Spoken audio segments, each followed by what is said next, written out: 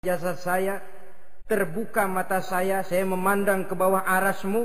Di sana nampak dengan jelas tertulis di kaki arasmu, La ilaha illallah Muhammadur Rasulullah. Taulah saya bahwa Muhammad ini orang yang paling dekat dengan engkau ya Allah. Sampai namanya bergandengan dengan namamu di kaki arasmu. Yang kedua, ketika saya hendak menyentuh Hawa, kau juga yang mengatakan jangan kau bayar maharnya sebelum kau bersolawat kepada beliau. Saudara hadirin yang saya hormati, Nabi Adam diterima taubatnya oleh Allah. Kemudian dipertemukan kembali dengan Siti Hawa setelah sekian lama berpisah. Pertemuan itu terjadi di satu dataran luas, di satu padang yang luas, yang sampai sekarang dinamakan dengan Padang Arafat. Tempat para ibadah haji melakukan wukuf, yaitu puncak pelaksanaan ibadah haji. Dan pertemuan itu sendiri terjadi di atas sebuah bukit kecil yang diabadikan dengan nama Jabal Rahmah di kawasan Arafat itu. Di atas Jabal Rahmah itu ada satu monumen kecil untuk mengabadikan pertemuan Nabi Adam dengan Siti Hawa. Lalu tinggallah keduanya di permukaan bumi ini. Oleh Allah diberikan karunia keturunan yang banyak. Dan tiap kali lahir kembar. Kembarnya laki perempuan, laki perempuan, laki perempuan. Dari sinilah berkembang biak manusia, di mana di zaman Nabi Adam perkawinannya silang. Karena tentu tidak ada manusia lain. Perkawinan silang itu artinya kalau si A dan B, A ini laki, B perempuan, kemudian lahir kembar kedua antara C dengan D, maka begitulah yang A dikawinkan dengan D, yang C dikawinkan dengan B. Perkawinan silang. Tidak boleh perkawinan yang kembar sama di waktu dilahirkan. Nah, di antara putra-putra Nabi Adam yang kemudian juga membuat sejarah, yaitu Habil dan Qabil. Habil, saudara kembarnya namanya Labuda, perempuan. Qabil, saudara perempuannya Iklima. Menurut hukum perkawinan waktu itu harus silang. Habil harus kawin dengan Iklima dan Qabil harus kawin dengan Labuda. Tapi Qabil protes. Dia kepengen kawin dengan saudara kembarnya sendiri. Dalam arti yang sama-sama dilahirkan dengan dia, yaitu Iklima. Kenapa? Karena kebetulan rupa Iklima ini lebih cantik daripada Labuda. Protes kepada ayahandanya Nabi Adam. Apa? Saya tidak terima, saya harus kawin dengan Iklima. Tidak Qabil, kamu harus kawin dengan Labuda. Enggak mau.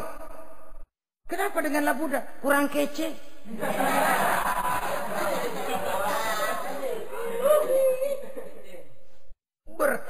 Bertengkar, Nabi Adam tidak berhasil menyelesaikan, lalu diserahkan saja kepada Allah. Kata Allah begini saja, bikin korban, kamu berdua, Habil, Qabil. Siapa yang korbannya aku terima, dia boleh kawin sama Iklima. Ternyata korban yang diterima adalah korbannya Habil. Jadilah Habil kawin dengan Iklima, tapi Qabil tidak puas. Dendam kesumatnya timbul, iblis ngilikin. Kresek. Akhirnya dibunuh saudaranya Habil ini. Inilah sejarah pembunuhan pertama dalam kehidupan manusia. Qabil membunuh Habil. Habis dibunuh bingung. Bagaimana naroknya ini mayat? Allah lalu memberikan petunjuk. Dalam Al-Maidah ayat 31 itu dijelaskan. Ada burung gagak berantem sama burung. Yang satu mati. Nah, oleh yang masih hidup, tanah ini dicakar-cakar sama kakinya dan sama paruhnya. Sehingga berbentuk lubang, bangkai saudaranya itu dimasukin ke lubang itu, lalu diuruk lagi pakai tanah. Oleh cakar kakinya dan paruhnya itu. Sehingga Qabil, cara ini bisa. Itulah sejarah penguburan pertama dalam perkembangan manusia. Oleh karena itu, Nabi memberikan penjelasan man sanna sunnatan hasanatan falahu ajruha wa ajru man amila biha wa fi riwayatin wa ajru man tabi'aha. Siapa orang yang melakukan satu kebajikan, dia akan mendapat pahala dan pahala dari orang-orang yang mengikuti kebaikannya. Misalnya saudara membentuk pengajian, ramai pengajian saudara, 1000 orang yang datang ngaji, 1000 orang saudara dapat pahala. Sponsor kebaikan. Sebaliknya, wa man sanna sunnatan sayyi'atan falahu ismuha wa ismu man amila biha, ay wa ismu man tabi'aha. Siapa yang memulai suatu kejahatan, dia akan mendapat dosa dan dosa dari orang-orang yang melakukan atau mengikuti kejahatannya. Umpamanya saudara mengadakan pesta, lalu dalam pesta itu terjadi segala macam maksiat, maka seluruh maksiat yang terjadi malam itu di tempat itu, saudara ikut dapat dosanya. Kenapa? Sponsor. Tiap kali ada pembunuhan, Qabil dapat andil dosa. Kenapa? Sponsor. Tapi kalau 2 orang muslim, ini masalahnya Habil nggak ngelawan kan, dibunuh. Tapi kalau 2 orang muslim berkelahi, kata Nabi apa? Apabila 2 orang muslim saling berbunuh-bunuhan, maka al-qatil wal maqtul finnar. Baik yang membunuh ataupun yang dibunuh, dua-duanya neraka. Sahabat heran, ya Rasul, kalau yang ngebunuh masuk neraka pantas, tapi ini yang dibunuh kenapa neraka juga? Soalnya sama-sama niat, cuman keduluan aja. Itu kan masalahnya. Andai kata dia nggak terbunuh, dia yang akan membunuh. Niat itu sudah ada. Nah kalau Habil ini dia tidak punya niat membunuh, dia memang dibunuh oleh Qabil.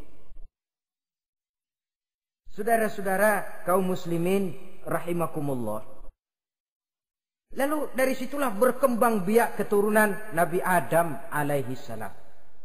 Sehingga dengan demikian bisa kita katakan sebagai satu konklusi. Pertama, bahwa manusia adalah makhluk Allah yang menempati kedudukan tertinggi. Dan berasal dari Nabi Adam sebagai manusia pertama. Dengan malaikat sekalipun, manusia sebenarnya lebih tinggi. Kapan? Kalau dia tetap benar-benar sebagai hamba Allah yang membekali diri dengan ilmu pengetahuan. Laqad khalaqnal insana fi ahsani taqwim. Kami ciptakan manusia dalam bentuk yang paling baik. Dan ketinggian manusia itu tidak ditentukan oleh bahan-bahan dari mana manusia diciptakan, tapi ditentukan oleh adanya roh yang ditiupkan ke dalam jasadnya dan kemampuan yang ditimbulkan oleh nilai-nilai rohaniah tadi.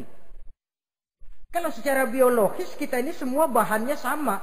Dari saripati mak tanah yang menghasilkan buah yang dimakan oleh mak bapak kita, membentuk hormon, menghasilkan sperma, terjadi kerjasama yang baik antara ibu dan bapak, sehingga kemudian melahirkan kita ke alam dunia ini. Secara biologis bahan kita sama. Dan tidak itu yang menentukan ketinggian manusia. Walaupun keturunan juga mempengaruhi. Sebab sekarang ada istilah ramai orang bicara bayi tabung. Dan majelis ulama sudah memberikan fatwa kalau spermanya itu berasal dari sang bapak, tidak jadi masalah. Tapi kalau dari orang lain, haram. Yang lebih celaka lagi di negara maju, tidak lewat proses alam rahim. Jadi dalam satu tabung yang diberikan suhu yang mirip dalam kandungan, di situ dipertemukan antara sperma, air mani laki-laki, dengan ovum, air mani perempuan. Diberikan suhu yang mirip dalam kandungan, dan itu diharapkan bisa menghasilkan manusia lewat tabung kaca itu. Saya tidak sanggup bayangkan kalau sekarang orang tanya usul asal-usul kita, kan kita masih enak jawab. Kamu anak siapa? Oh, bapak saya Fulan, ibu saya Fulana. Oh, kenal saya. Tapi manusia yang akan datang kalau proyek ini berhasil, bapakmu